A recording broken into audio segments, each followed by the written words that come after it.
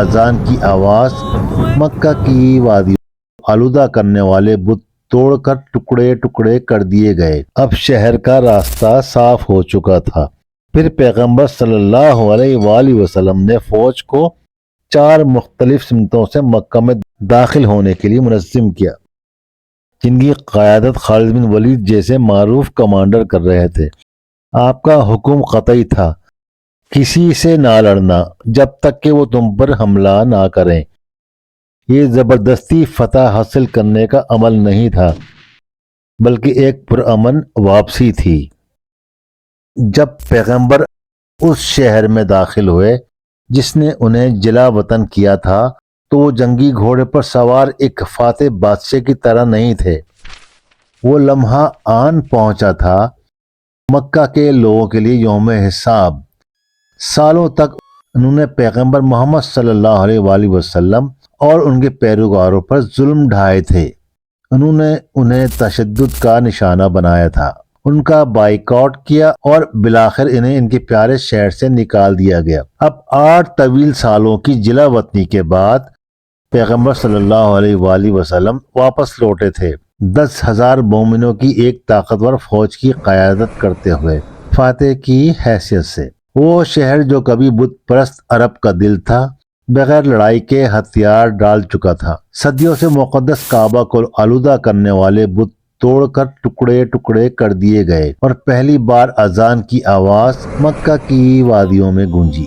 اس منظر کا تصور کریں، قریش کے رہنما وہی لوگ جنہوں نے سالوں کے ظلم و ستم کی منصوبہ بندی کی تھی، اب کعبہ کے صحن میں جمع تھے۔ اندر موجود وہ لوگ جنہوں نے آپ صلی اللہ علیہ وآلہ وسلم کو ستایا، تشدد کیا اور ان کے خلاف لڑائی کی، اب مکمل طور پر آپ کے رحم و کرم پر تھے۔ آپ کیا ہونے کی توقع کریں گے؟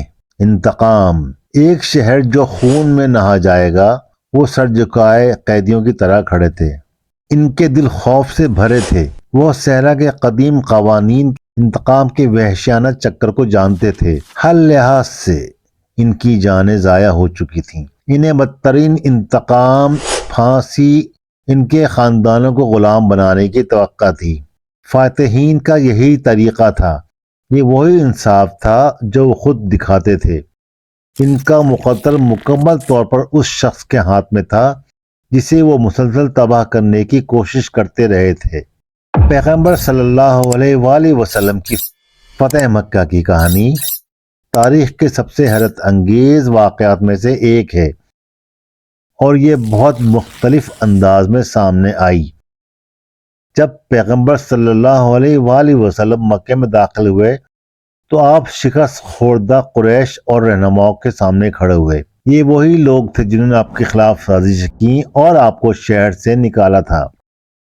آپ نے ان سے ایک سادہ سا سوال پوچھا، اے اہل قریش، تم کیا سمجھتے ہو کہ میں تمہارے ساتھ کیا سلوک کروں گا؟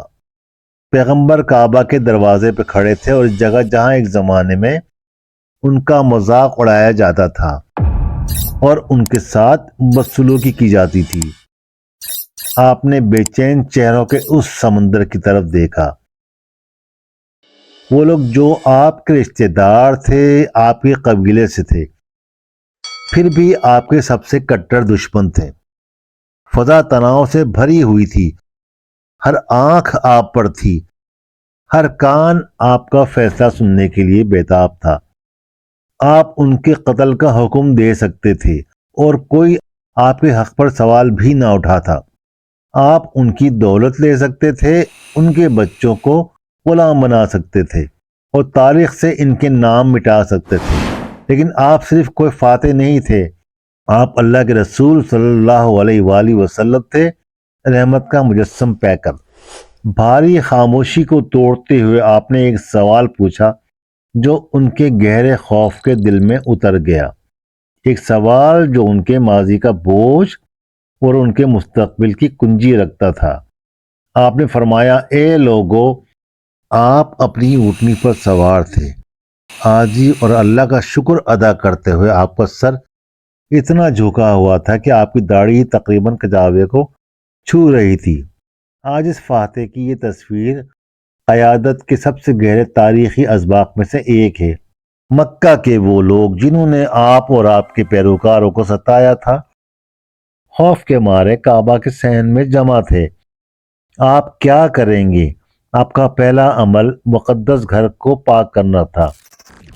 آپ نے حرم میں موجود 360 بتوں کو تباہ کرنے کا حکم دیا۔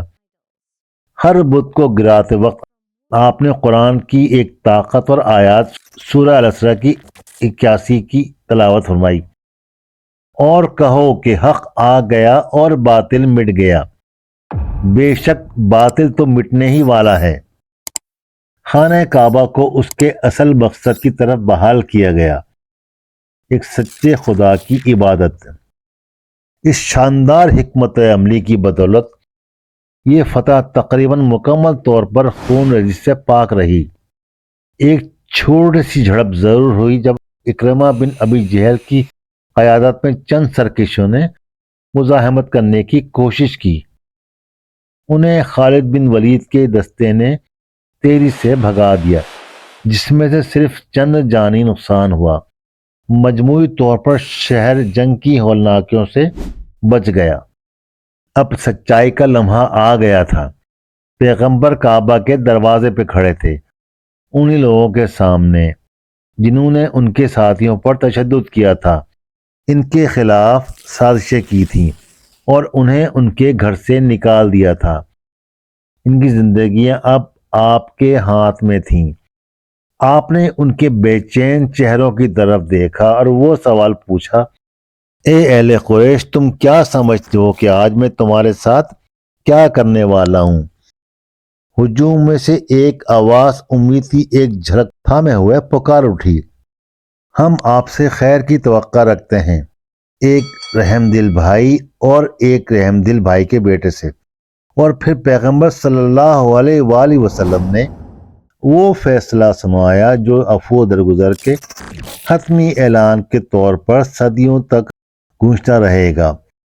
آپ نے وہی الفاظ کہے جو پیغمبر یوسف علیہ السلام نے اپنے بھائیوں کو معاف کرتے وقت کہے تھے، آج تم پر کوئی ملامت نہیں، جاؤ تم سب آزاد ہو۔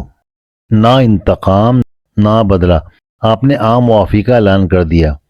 جس نے اپنے ہتھیار ڈال دیے وہ محفوظ ہے، جو اپنے گھر میں رہا وہ بھی محفوظ ہے، جو ابو سفیان کے گھر میں داخل ہوا وہ بھی محفوظ ہے، اور جس نے حرم مقدس میں پناہ لی وہ بھی محفوظ ہے۔ غیر مشروط معافی کے اس عمل نے صدیوں پرانے انتقام کے چکر کو توڑ ڈالا۔